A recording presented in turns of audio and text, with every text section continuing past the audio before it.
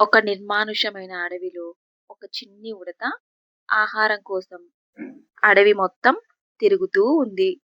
ఇలా ఆహారం వెతుకుతున్న ఉడతకు ఒక పెద్ద ఏనుగు కనిపించింది. ఆ ఏనుగుని చూసి ఆ చిన్ని ఉడత ఇలా అనుకుంది. అరే! ఈ ఏనుగేంటి ఒక రకమైన చిన్ని కొండలాగా ఉంది. ఇంత పెద్ద శరీరాన్ని ఈ ఏనుగు ఎలా మోయగలుగుతుందో ఏంటో. నాలాగా ఎగరలేదు, దుంకలేదు. నాలాగా చిన్నగా ఉండొచ్చు కదా అనుకుంటూ ఆ ఉడత అక్కడి నుంచి అడవిలోకి బయలుదేరింది. మరుసటి రోజు అడవిలో పెద్ద గాలి మొదలైంది. ఆ గాలికి పెద్ద పెద్ద చెట్లు కొమ్మలు కిందికి పైకి ఊగసాగాయి. ఆ గాలి కొన్ని చెట్లను వేర్లతో సహా పెకిలించేసింది. అంత పెద్ద గాలికి ఉడత ఒక కొమ్మ పైన దాక్కొని ఉంటుంది.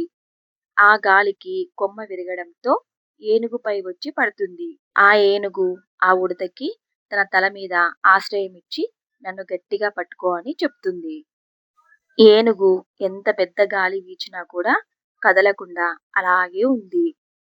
ఈ ఏనుగు ఆకారాన్ని చూసి నేను ఎగతాళిగా నవ్వుకున్నాను. ఇంత పెద్ద ఆకారం ఏంటి అని.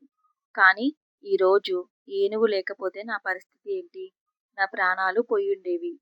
ఏనుగు నన్ను కాపాడింది. ఇంకొకసారి ఇప్పుడు ఎవరి ఆకారాన్ని చూసి నేను ఎగతాళి చెయ్యను అని అనుకుంది.